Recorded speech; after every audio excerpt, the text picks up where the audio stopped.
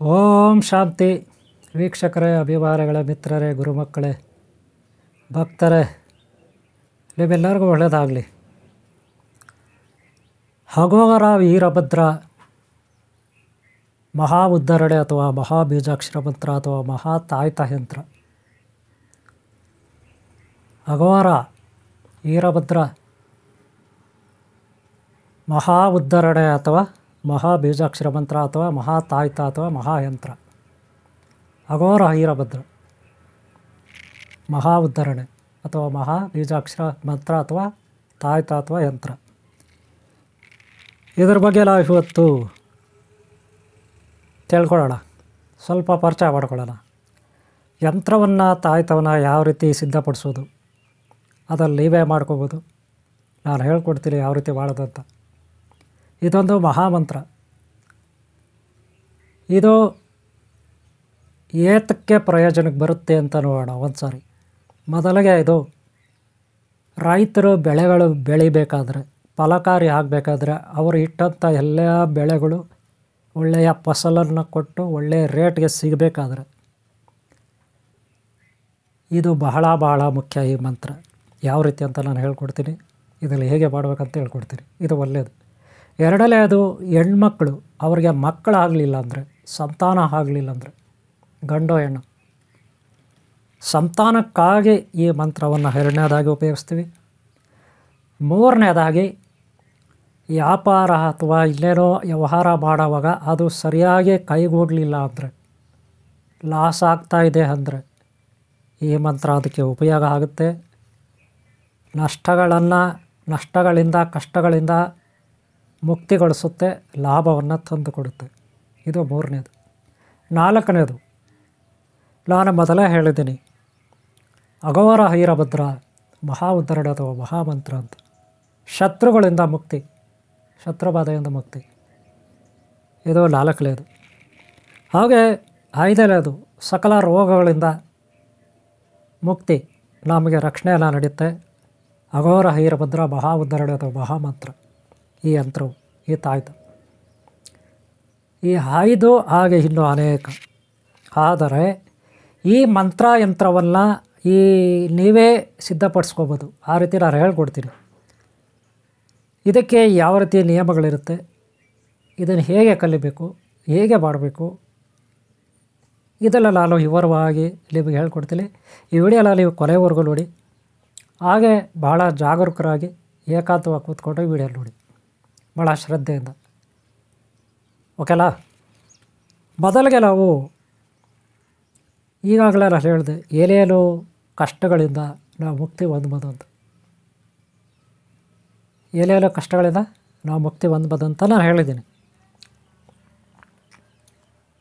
ಈ ಯಂತ್ರವನ್ನು ಬರೀಬೇಕಾದ್ರೆ, ಈ ಮಂತ್ರವನ್ನು ತಾಯ್ತದ ಒಂದು ರೂಪಕ್ಕೆ ತರಬೇಕಾದ್ರೆ, ಯಂತ್ರ ತಾಯ್ತ ಮಾಡ್ತಕ್ಕಂಥ ವ್ಯಕ್ತಿ ಶುದ್ಧನಾಗಿರಬೇಕು, ಮಡಿವಂತನಾಗಿರಬೇಕು.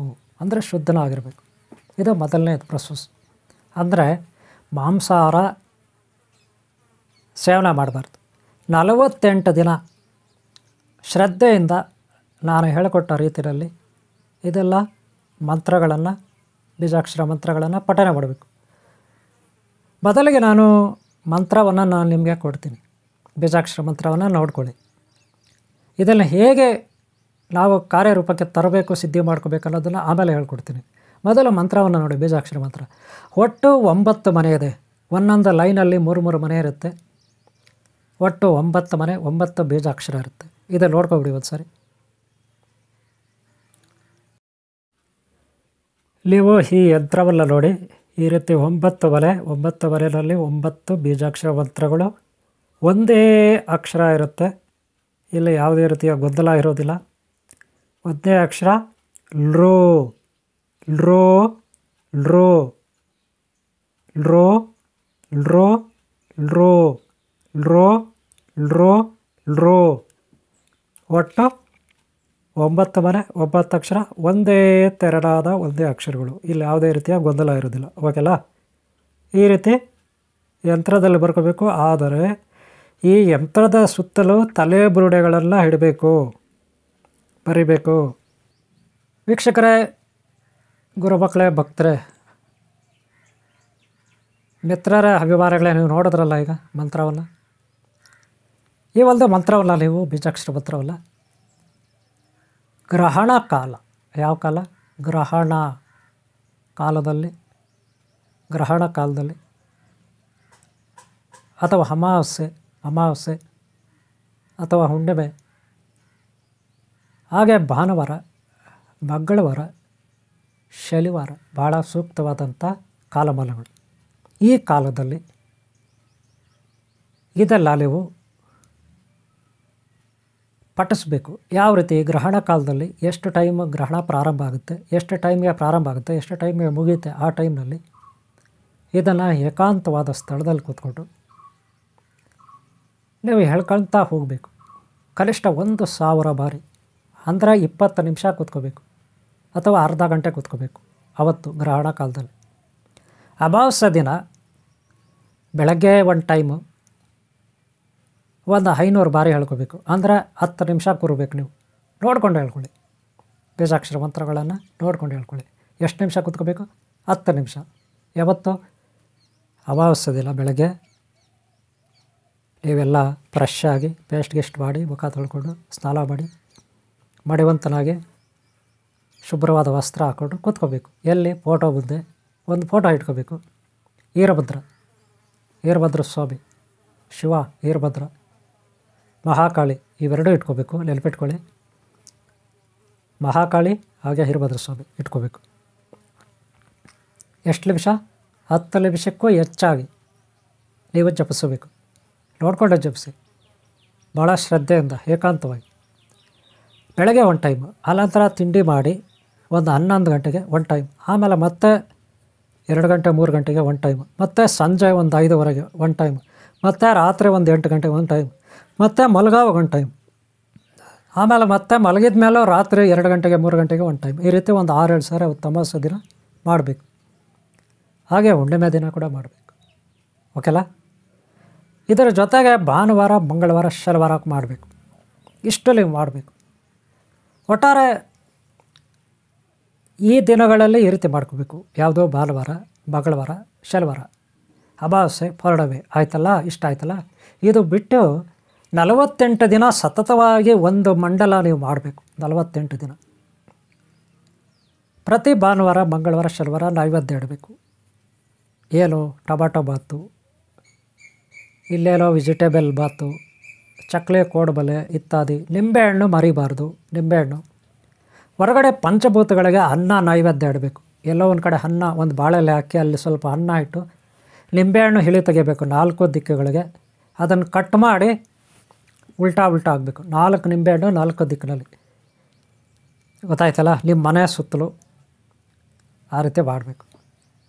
4 ನಿಂಬೆಹಣ್ಣು ಕಟ್ ಮಾಡಿ ಉಲ್ಟಾ ಆಗಬೇಕು. ಅನ್ನ ಇಡಬೇಕು ಒಂದು ಕಡೆ. ಯಾವ ವಾರ? ಭಾನುವಾರ ಇಲ್ಲ, ಮಂಗಳವಾರ ಇಲ್ಲ, ಶನಿವಾರ. ವಾರಕ್ಕೆ ಒಂದು ಸಾರಿ ಇಟ್ಟರು ನಡೀತದೆ. ಈ 3 ವಾರದಲ್ಲಿ ಒಂದಿನ ಇಟ್ಟರು ವಾರಕ್ಕೆ. ಇದು ಪಂಚಭೂತಗಳಿಗೆ ನೀವು ಪಠನೆ ಮಾಡಬೇಕು. 10 ನಿಮಿಷ ಕೂತ್ಕೊಂಡು ಒಂದು ಸಾರಿಗೆ. ಸರಿಲ್ಲ? ಇದು ಆದಮೇಲೆ 48 ದಿನ ಮುಗಿದ ಮೇಲೆ ಆಮೇಲೆ ಏನು ಬೇಕಿಲ್ಲ.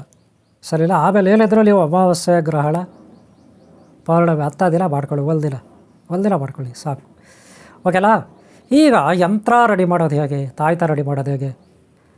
ಗ್ರಂಥಿಗೆ ಅಂಗಡಿಯಲ್ಲಿ ನಿಮಗೆ ಯಂತ್ರದ ಶೀಟ್ ಸುತ್ತಿರೋ ಸುರುಳಿನೇ ಸಿಗ್ತದೆ. ಅದಾದರೂ ತಗೊಳ್ಳಿ.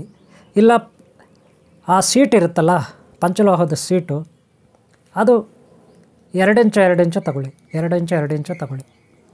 ನಿಮಗೆ ಎಷ್ಟು ಬೇಕಷ್ಟು 2 ಇಂಚು ಸೈಜ್ ತಗೊಳ್ಳಿ. ಹಾಗೆ 2 ಇಂಚು ತಾಯ್ತ ತಗೊಳ್ಳಿ. ತಾಯ್ತ ಅಂದರೆ ಖಾಲಿ ತಾಯ್ತ, ಒಂದು ಪೈಪ್ ಇರುತ್ತೆ, ಅದಕ್ಕೆ ಮುಚ್ಚಳ ಇರುತ್ತೆ ಅಷ್ಟೇ, ಖಾಲಿ ತಾಯ್ತ. ನೀವು ಸ್ಕ್ರೀನ್ ಮೇಲೆ ನೋಡ್ಬೋದು. ತಗೊಳ್ಳಿ, ಸಿಗುತ್ತೆ. ಮಳೆಗೆ ಒಂದು ಮಳೆ ತಗೊಳ್ಳಿ, ಒಳ್ಳೆ ಮಳೆ, ದಬ್ಬಣ ಥರ ಇರುತ್ತೆ ಮಳೆ.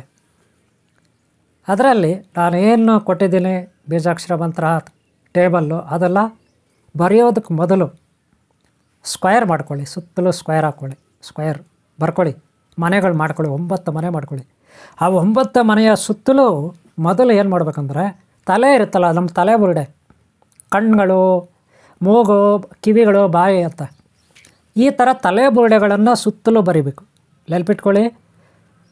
ಆ ತಗಡು ಇರುತ್ತಲ್ಲ, ತಗಡು 2 ಇಂಚು ತಗಡು ಇರುತ್ತಲ್ಲ, ಅದ್ರ ಸುತ್ತಲೂ ಡಿಸೈನ್ ಮಾಡ್ಬೇಕು. ಡಿಸೈನ್ ನೀವು ಹೂಗಳಲ್ಲಿ ಡಿಸೈನ್ ಮಾಡ್ತಾರೆ, ಈ ಲಗ್ನ ಪತ್ರಿಕೆ, ವಿಸಿಟಿಂಗ್ ಕಾರ್ಡು, ಆಮೇಲೆ ಗ್ರೀಟಿಂಗ್ ಕಾರ್ಡು ಇವೆಲ್ಲ ಇರ್ತಾವಲ್ಲಪ್ಪ, ಸುತ್ತಲೂ ರಂಗೋಲಿ ಥರ ಒಂದು ಕಾರ್ಡ್ ಇರುತ್ತೆ, ಯಾವುದೋ ಒಂದು ಕಾರ್ಡ್, ಅದ್ರ ಸುತ್ತಲೂ ಡಿಸೈನ್ ಮಾಡಿರ್ತಾರೆ, ನಿಮ್ಗೆ ಗೊತ್ತಿರುತ್ತೆ. ಅದೇ ಥರ ನೀವಿಲ್ಲಿ ಆ ಒಂದು ಯಂತ್ರ ಇರುತ್ತಲ್ಲ, ಶೀಟು, ಆ ಶೀಟ್ ಮೇಲೆ ಸುತ್ತಲೂ ಏನು ಬರೀಬೇಕು? ತಲೆ ಬುರುಡೆಗಳನ್ನು ಬರೀಬೇಕು ಸುತ್ತಲೂ. ಅದಾದಮೇಲೆ ಮಧ್ಯದಲ್ಲಿ ನೀವು 9 ಮನೆ ಹಾಕಿರ್ತೀರ. ಒಂದೊಂದು ಮನೆಯಲ್ಲೂ ನಾನು ಏನು ಬೀಜಾಕ್ಷರ ಕೊಟ್ಟಿದ್ದೀನಿ ಅದನ್ನು ಕ್ರಮಬದ್ಧವಾಗಿ ಬರಿಬೇಕು. ಬರೆಯೋದು ನನಗೆ ನೀವು ಸಣ್ಣ ಆಮರ್ ತಗೊಂಡು ಮಳೆನಲ್ಲಿ ಹೊಡಿತಾದರೂ ಅದು ನೋಟೆಡ್ ಆಗುತ್ತೆ, ಹಾಗೆ ಬರಿಬೋದು. ಅಥವಾ ಕೈನಲ್ಲಿ ನಿಧಾನಕ್ಕೆ ಬರಿಬೋದು, ಗೀಚು ಬರಿಬೋದು, ತೊಂದರೆ ಇಲ್ಲ. ಓಕೆಲ್ಲ, ಇಷ್ಟು 9 ಮನೆಯಲ್ಲಿ 9 ಬೀಜಾಕ್ಷರ. ಹಗೋರ ಹೀರಭದ್ರ ಮಹಾ ಉದ್ಧರಣೆ ಅಥವಾ ಮಹಾಮಂತ್ರ ಅಥವಾ ಮಹಾಯಂತ್ರ ಸಿದ್ಧವಾಗುತ್ತೆ. ಇದನ್ನು ನೀಟಾಗಿ ಕಸ್ತೂರಿ ಇರುತ್ತಲ್ಲ, ಆ ಕಸ್ತೂರಿನ ಸ್ವಲ್ಪ ಪೈಪಲ್ಲಿ ಹಾಕಬೇಕು. ಆ ಯಂತ್ರ ನೀಟಾಗಿ ಸುತ್ತಬೇಕು, ಸುರುಳಿ ಮಾಡಿ ಈ ತಾಯ್ತದ ಒಳಗಡೆ ಸ್ವಲ್ಪ ಕಸ್ತೂರಿ ಹಾಕಿ ಆಮೇಲೆ ಮುಚ್ಚಳ ಹಾಕಬೇಕು. ಇದಕ್ಕೆ ಕಪ್ಪು ದಾರ ಕಟ್ಟಬೇಕು. ಆದರೆ ಈ ಯಂತ್ರವನ್ನು ಅಮಾವಾಸ್ಯೆ ದಿನ, ಗ್ರಹಣ ದಿನ ನೀವು ಮಾಡಿಟ್ಕೊಬಿಡಿ. ಅವತ್ತು ಈ ಯಂತ್ರಗಳನ್ನು, ಈ ತಾಯ್ತಗಳನ್ನು ಮಾಡಿಟ್ಕೊಬಿಡಿ. ಯಾರಾದರೂ ಬಂದಾಗ ದೇವ್ರ ಮನೇಲಿ ಇಟ್ಟಿರಿ. ಯಾರಾದರೂ ನಿಮ್ಮ ಹತ್ರ ಕಷ್ಟ ಅಂತ ಹೇಳ್ಕೊಂಡು ಬಂದರೆ, ಯಾರಾದರೂ ಮಕ್ಕಳು, ಅವ್ರಿಗೇನಾದರೂ ಬಾಲಗ್ರಹ ಇಲ್ಲೊಂದು ಮತ್ತೊಂದು ಕಷ್ಟಗಳಾಗಿದ್ದರೆ, ರೋಗ ಆಗಿದ್ದರೆ, ಅಥವಾ ಬೇರೆ ದೊಡ್ಡವರು ಅವ್ರಿಗೇನಾದರೂ ಕಷ್ಟಗಳಾಗಿದ್ದರೆ, ಅಥವಾ ಯಾರಿಗೋ ಬೆಳೆ ಆಗ್ತಾಯಿಲ್ಲ, ರೈತರಿಗೆ ಬೆಳೆ ಆಗ್ತಾಯಿಲ್ಲ, ತುಂಬ ನಷ್ಟ ಇದೆ ಅಂದರೆ, ರೈತರಾದರೆ ನೋಡಿ, ರೈತರಿಗಾದರೆ 4 ತಾಯ್ತ ಕೊಡಿ. 4 ತಾಯ್ತ ಕೊಡಬೇಕು. ಒಂದೊಂದು ತಾಯ್ತವನ್ನು ಅವರು ಅಮಾವಾಸ್ಯೆ ದಿನ ಆ ತೋಟದ ಹೊಲದ ಗದ್ದೆಯ ಏನಿದೆ ಅವ್ರದ್ದು ಎಸ್ಟೇಟು, ಅದರ 4 ದಿಕ್ಕಿನಲ್ಲಿ 4 ತಾಯ್ತವನ್ನು ಕಟ್ಟಬೇಕು. ಏನೋ ಒಂದು ಗಿಡಕ್ಕೋ, ಏನೋ ಒಂದು ಕಡ್ಡಿ ಉಣಿಯೋ, ಅಥವಾ ಏನೋ ಒಂದು ಮರಕ್ಕೆ ಕಟ್ಟಬೇಕು. ಅವರು ಎಲ್ಲಿ ಮಾಡಬೇಕು? 4 ದಿಕ್ಕಿನಲ್ಲಿ 4 ತಾಯ್ತ ಕಟ್ಟಬೇಕು. ಯಾರು? ಎಸ್ಟೇಟ್ ಇರೋರು, ಹೊಲ ಗದ್ದೆ ಇರೋರು, ತೋಟ ಇರೋರು. ಆಗ ಅವ್ರಿಗೆ ಬೆಳೆ ಆಗುತ್ತೆ 4 ದಿಕ್ಕಿನಲ್ಲಿ ಕಟ್ಟಿದರೆ. ಓಕೆಲಾ? ಇದು ಒಂದು ತೋಟದವರಾದರೆ. ಆದರೆ ಮಕ್ಕಳಿಲ್ಲದವ್ರು ಬಂದರೆ, ಮಕ್ಕಳಿಲ್ಲದ ಸ್ತ್ರೀಯ ರೆಟ್ಟೆಗೆ ಕಟ್ಟಬೇಕು. ಅದಕ್ಕೆ ಕಪ್ಪು ದಾರ ಹಾಕಿರಬೇಕು. ಯಾವತ್ತು ಕಟ್ಟಬೇಕು? ಅಮಾವಾಸ್ಯೆ ದಿನ ಕಟ್ಟಬೇಕು. ಹೇಳಿದಿಲ್ಲ, ನೆನ್ಪಿಟ್ಕೊಳ್ಳಿ. ಓಕೆಲಾ? ಅಥವಾ ಗ್ರಹಣ ದಿನವೇ ಕಟ್ಟಬೇಕು. ಅದು ಕಟ್ಟೋದಕ್ಕೆ ಮೊದಲು 17 ಬಾರಿ, ಎಷ್ಟು ಬಾರಿ? 17 ಬಾರಿ ಜಪಿಸ್ಬೇಕು. ಮಂತ್ರ ಜಪ ಮಾಡಬೇಕಿದು ನೀವು. 17 ಬಾರಿ ಹಣೆ ಮೇಲೆ ಇಟ್ಕೊಂಡು ಅದನ್ನು ಜಪ ಮಾಡಿ ಅವ್ರಿಗೆ ಕಟ್ಟಬೇಕು. ಇಷ್ಟು ಸಿಸ್ಟಮ್ ಇದೆ. ನೀವು ಇದು ಕಟ್ಟಂಥವ್ರು ಮಾಡೋಂಥವ್ರು ಭಾಳ ಶುದ್ಧವಾಗಿರಬೇಕು. ಇದು ಗೊತ್ತಾಯ್ತಲ್ಲ? ಈ ಅಘೋರ ಹೀರಭದ್ರ ಮಹಾ ಉದ್ಧರಣೆ ಅಥವಾ ಮಹಾಮಂತ್ರ, ಮಹಾತಾಯ್ತ, ಇದರ ಬಗ್ಗೆ ವಿವರಣೆ ಇಷ್ಟು. ಓಕೆಲಾ? ನೀವು ಪ್ರಯತ್ನ ಪಡಿ, ಸಾಧನೆ ಮಾಡಿ, ನೀವು ಒಳ್ಳೆಯದಾಗಲಿ. ಓಕೆಲಾ? ಪ್ರಯತ್ನ ಪಡಿ. ಆದರೆ ಇದಕ್ಕೆ ಭಾಳ ನಿಷ್ಠೆ ಇರಬೇಕು. ಹೇಳಿದಿಲ್ಲ, ನೆನ್ಪಿಟ್ಕೊಳ್ಳಿ. ತಾಯ್ತ ಮಾಡೋರು, ತಾಯ್ತ ಮಾಡ್ತಕ್ಕಂಥ ಯಾರು ಗುರುಗಳು ಸಿದ್ಧಪುರುಷರು, ಅವರು ಭಾಳ ಎಚ್ಚರಿಕೆ ಅಂತ ಇದನ್ನು ಮಾಡಬೇಕು. ಶುದ್ಧವಾಗಿರಬೇಕು. ಮನಸ್ಸು, ಬುದ್ಧಿ, ಭಾವನೆಗಳು ಶುದ್ಧವಾಗಿರಬೇಕು. ನೀವು ಯಾರಿಗೆ ಈ ತಾಯ್ತಗಳನ್ನು ಕೊಡಿ. ತಾಯ್ತದ ದುಡ್ಡು ಎಷ್ಟಿದೆ, ತಾಯ್ತದ ಖರ್ಚು ಎಷ್ಟಿದೆ? ಹಬ್ಬ ಅಂದರೆ 100 ರೂಪಾಯಿ 200 ರೂಪಾಯಿ ಆಗುತ್ತೆ ಅಷ್ಟೇ. ಅದು ತಾಯ್ತ ಮಾಡೋಕ್ಕೆಲ್ಲ ಅಲ್ವಾ? ಒಂದು ವೇಳೆ ಬೇರೆ ಕಡೆ ಅವರಿದ್ದರೆ ಆನ್ಲೈನಲ್ಲಿ ಕಳಿಸ್ಬೋದು, ನೀವು ಕೊರಿಯರಲ್ಲಿ ಕಳಿಸ್ಬೋದು ಅಲ್ವಾ? ಬರೀ 100-200 ರೂಪಾಯಿ ಖರ್ಚಾಗುತ್ತೆ ಅಷ್ಟೇ ಅದಕ್ಕೆ, ನೀವು ತಂದು ಮಾಡಲಿಕ್ಕೆ. ಅದಕ್ಕೆ ಮೇಲೆ ಅವರು ಎಷ್ಟು ಕೊಟ್ಟರೆ ಅಷ್ಟು ಕೊಡಲಿ, ಅಷ್ಟೇ ತಗೊಳ್ಳಿ. ಇಷ್ಟೇ ಕೊಡಬೇಕು, ಇಷ್ಟೇ ರೇಟು ಅಂತ ಫಿಕ್ಸ್ ಮಾಡಬೇಡಿ. ಕಮರ್ಷಿಯಲ್ ಬೇಡ. ಯಾವಾಗಲೂ ಸಮಾಜ ಸೇವೆ, ಜಗತ್ತಿನ ಕಲ್ಯಾಣ ಮುಖ್ಯ. ಅದಕ್ಕಾಗಿ ನಾವು ಪ್ರಯತ್ನ ಪಡಬೇಕು. ಅವ್ರು ಎಷ್ಟು ಕೊಟ್ಟರೆ ಅಷ್ಟು ಕೊಡಲಿ, ತಗೊಳ್ಳಿ. ಬಡವರು ಇರ್ತಾರೆ, ಕೊಡೋರು ಇರ್ತಾರೆ, ಕೊಡೋಕ್ಕಾಗ್ದವ್ರು ಇರ್ತಾರೆ. ಇದೆಲ್ಲ ಅರ್ಥ ಮಾಡ್ಕೊಳ್ಳಿ. ಎಲ್ಲರೂ ಒಳ್ಳೆಯದಾಗಲಿ. ರೋಗ ಇರೋರಿಗೆ ಈ ತಾಯ್ತ ಕಟ್ಟಿ, ಕಪ್ಪು ದಾರ ಇರಬೇಕು. ಹಾಗೆ ಮಕ್ಕಳಿಲ್ದವ್ರಿಗೆ ಕಟ್ಟಿ, ಹಾಗೆ ಬೆಳೆಗಳಾಗದಿದ್ರೆ ಕಟ್ಟಿ, ಹಾಗೆ ಮನೆ ಅಭಿವೃದ್ಧಿ ಆಗಬೇಕಂದ್ರೆ ತಮ್ಮ ಮನೆಯಲ್ಲಿ ಬಾಗಿಲ ಮೇಲೆ ಕಟ್ಬೋದು ಯಂತ್ರವನ್ನು. ಗೊತ್ತಾಯ್ತಲ್ಲ? ಸ್ಕ್ವೇರ್ ಆಗಿರೋ ಯಂತ್ರವನ್ನು ಚಿಕ್ಕದಾಗಿ ಫ್ರೇಮ್ ಮಾಡಿ ಕಟ್ಬೋದು. ತಾಯ್ತ ಬೇಕಾಗಿಲ್ಲ ಮನೆಯಲ್ಲಿ. ಯಂತ್ರ ಫೋಟೋ ಥರ, ಗೊತ್ತಲ್ಲ? ಫೋಟೋ ಥರ ನೋಡಿರ್ತೀರಲ್ಲ, ಆ ರೀತಿ. ಓಕೆ. ಅಘೋರ ಹೀರಭದ್ರ ಮಹಾ ಉದ್ಧರಣೆ ಅಥವಾ ಮಹಾಮಂತ್ರದ ಬಗ್ಗೆ ನಾನು ತಿಳಿಸ್ಕೊಟ್ಟಿದ್ದೀನಿ. ಹಾಗೆ ಹಿಂದಿನ ಭಾಗಗಳು ನೋಡಿ. ನಾನು ಹಿಂದೆ ನಿಮಗೆ ಸಂಕಲ್ಪ ಕಾರ್ಯಕ್ಕೆ ಯಂತ್ರ ತಾಯ್ತದ ಬಗ್ಗೆ ಮಾಡಿದ್ದೀರಿ ವಿಡಿಯೋ, ಅದು ಮೊದಲನೇ ಭಾಗ ಇರುತ್ತೆ. ಆನಂತರ ಸರಸ್ವತಿ ಮಂತ್ರ ಇರುತ್ತೆ, ಗೊತ್ತಾಯ್ತಲ್ಲ, ಅವೆಲ್ಲ ನೋಡಿ. ಹಾಗೆ ಮಹಾಲಕ್ಷ್ಮಿ ವರಮಹಾಲಕ್ಷ್ಮಿ ಮಂತ್ರ ಇರುತ್ತೆ, ಅದು ನೋಡಿ, ಗೊತ್ತಾಯ್ತಲ್ಲ. ಈಗ ಇದು ಅಘೋರ ಹಿರಭದ್ರ ಉದ್ಧಾರಣೆ ಅಥವಾ ಮಹಾಮಂತ್ರದ ಬಗ್ಗೆ ನಾನು ಈಗ ತಿಳಿಸ್ಕೊಟ್ಟಿದ್ದೀನಿ. ಹಾಗೆ ಹಿಂದಿನ ಭಾಗ ನೋಡಿ, ಮುಂದಿನ ಭಾಗ ನೋಡಿ. ಈ ವಿಡಿಯೋ ಇಷ್ಟ ಆದರೆ ಒಂದು ಲೈಕ್ ಮಾಡೋದು ಮರಿಬೇಡಿ. ಸಾಧ್ಯವಾದರೆ ಕಾಮೆಂಟ್ ಮಾಡಿ, ನಿಮ್ಮ ಅನಿಸಿಕೆಗಳನ್ನು ತಿಳಿಸಿ. ಓಕೆ, ನಿಮ್ಗೆ ಒಳ್ಳೆಯದಾಗಲಿ. ನಿಮ್ಗೆ ಯಾರು ಇಷ್ಟಪಡ್ತಾರೆ ಎಲ್ಲರೂ ಒಳ್ಳೆಯದಾಗಲಿ. ಓಂ ಶಾಂತಿ, ಓಂ ಶಾಂತಿ, ಓಂ ಶಾಂತಿ, ಓಂ ಶಾಂತಿ.